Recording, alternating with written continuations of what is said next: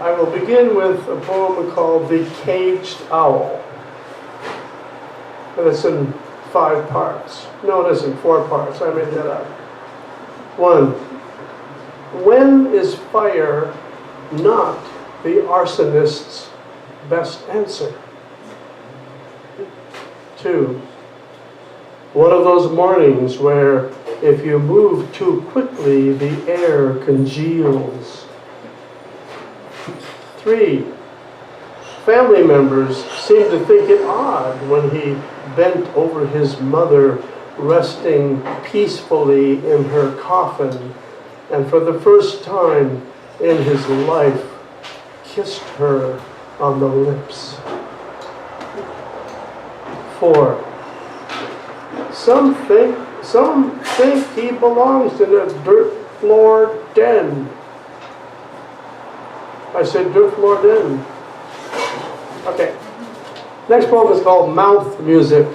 So am I too loud or you hear me okay? Am I speeding? Okay, back up. Popping. I'm popping. Am I popping now? Okay. Okay. I'll try to do better.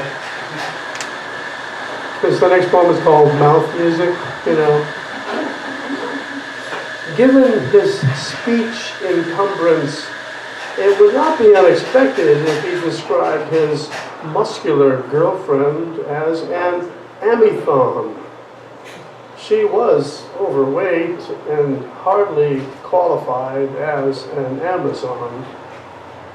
She did favor the transparent quartz known as amethyst for her jewelry, which she kept under her bed in an old saffron-tinted wooden cheese box.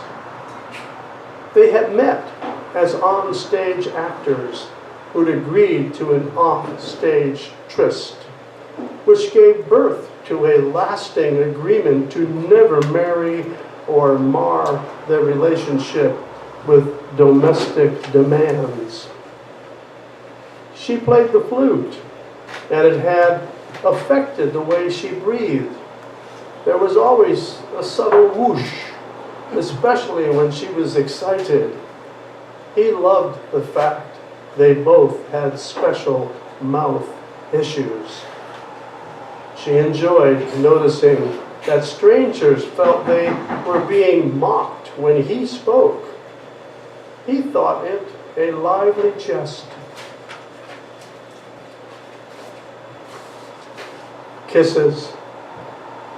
She settles forward to take my poem into her mouth, darting like a minnow, then pulling thickly back. Her tongue meets my syllables, repeats their shapes the way the wings of a manta ray caress swelling currents of sea.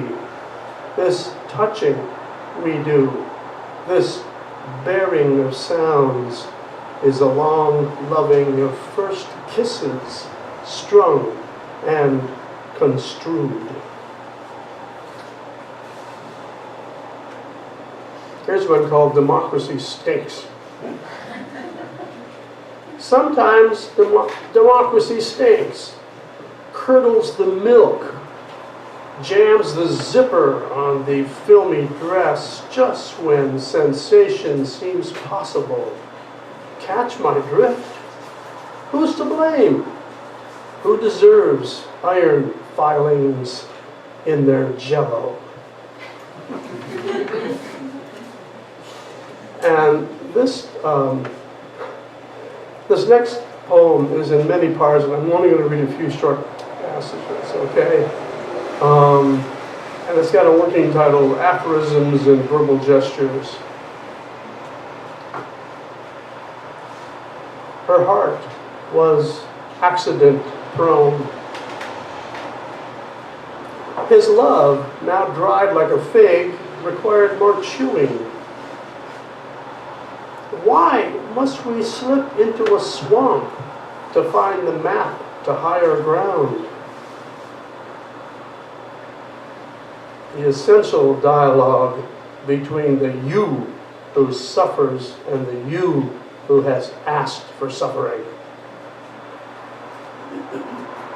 Dewey Decimals.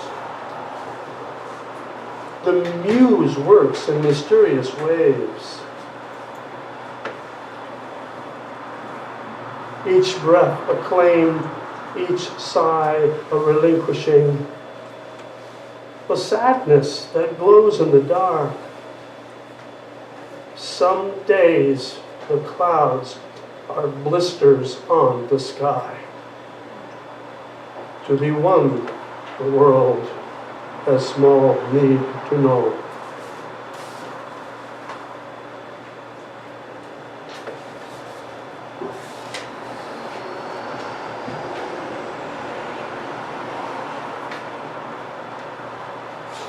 I'll give the titles of the books I'm going to read from first, just so, you know, someday you might see them in a bookstore and say, oh yeah. This is Pocket Animals, and every poem in this book is only 8 lines long and 2-line stanzas, okay? And it can fit in your pocket.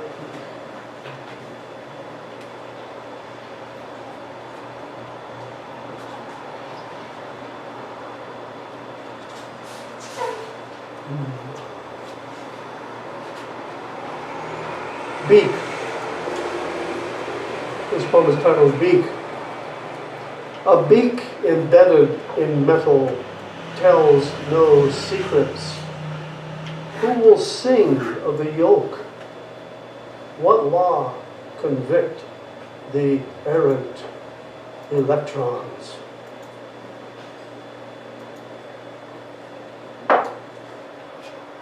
The estuary. Our species has reached the tide rip where will and destiny mingle. An estuary balancing the biosphere at 0.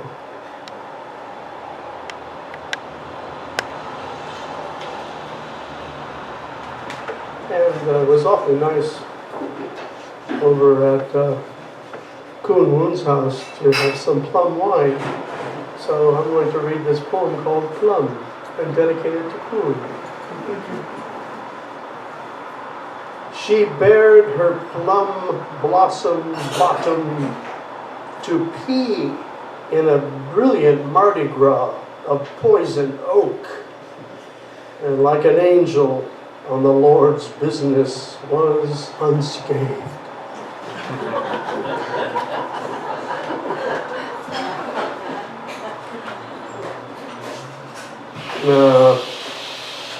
Here's a card poem called To Survive. Our minds must taste redwood and agate, octopi, bat, and in the bat's mouth, insect. It's hard to think like a planet. We've got to try.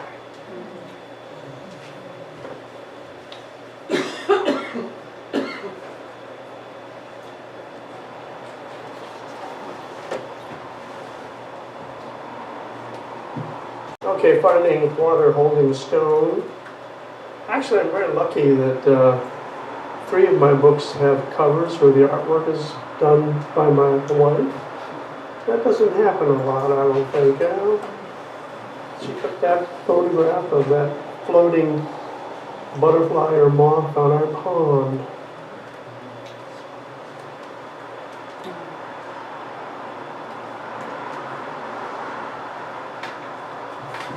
Okay.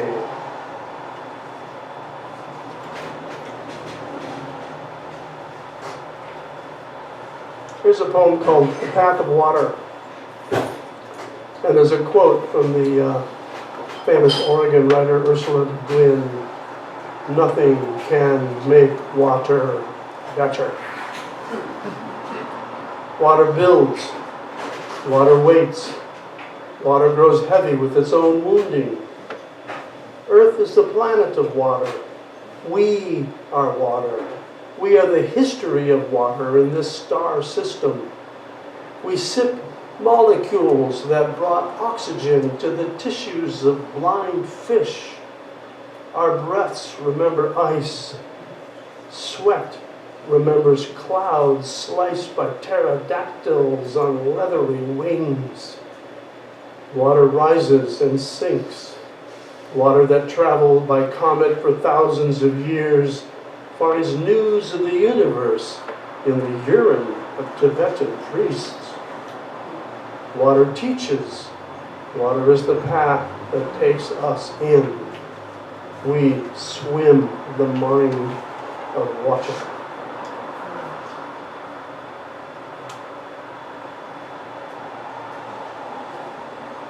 Her breath. She is where the song sits down and weeps for joy, where the red-winged blackbird calls for what comes after. She is the river splashing the moon onto darkened stones, the broken yoke that beckons the sun to its yellow nest. Her breathing stitches what time has torn.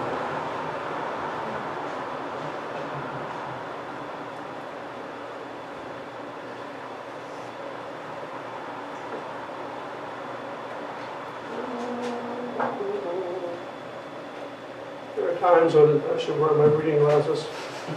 Okay, this next poem is in 3 short parts. It's called Stew. Make you hungry? 1.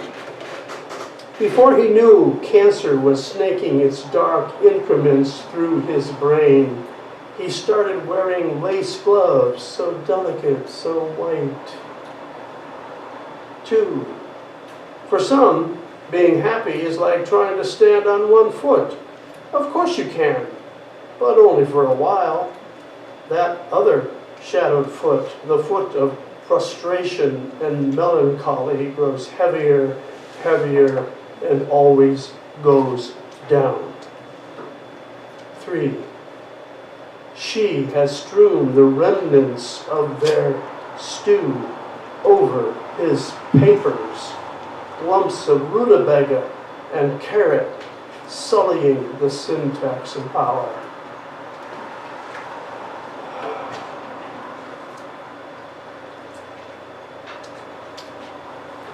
The blouses. Just the late afternoon, dimly stroking the park. No man of affection would be satisfied with so hesitant an approach. Then briefly, the clouds open their white blouses, and the grass, the flowering bushes say, yes, yes, that's better. That's what we've needed all day.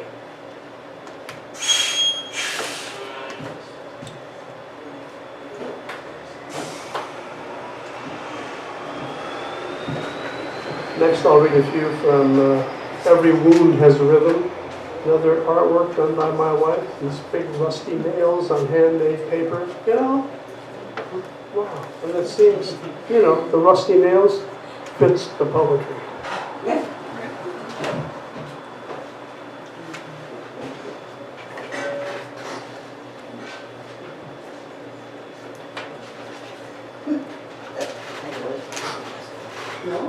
Okay, this poem is called The Distances. Over the patterned feathers and up the elegant curved neck of the heron to where the point of its beak seems to touch the snowfields on Mount Baker.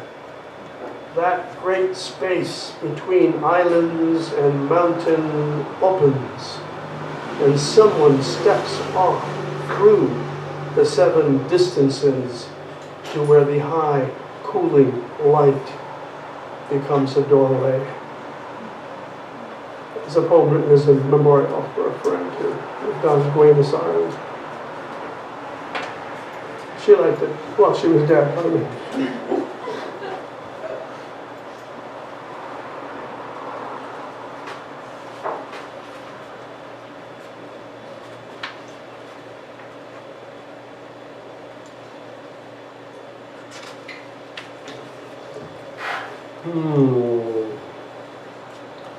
This is called Back to the Dark. She tipped over a wide, flat rock and inflicted sunlight on hundreds of ants, frantic to save their white eggs back to the dark. They rushed along tunnels that spread like lace, channels no longer covered by a stone ceiling. That little girl had lifted with her fingers the roof off their world. And while she meant them no harm, she felt for a moment what it was like to be a god.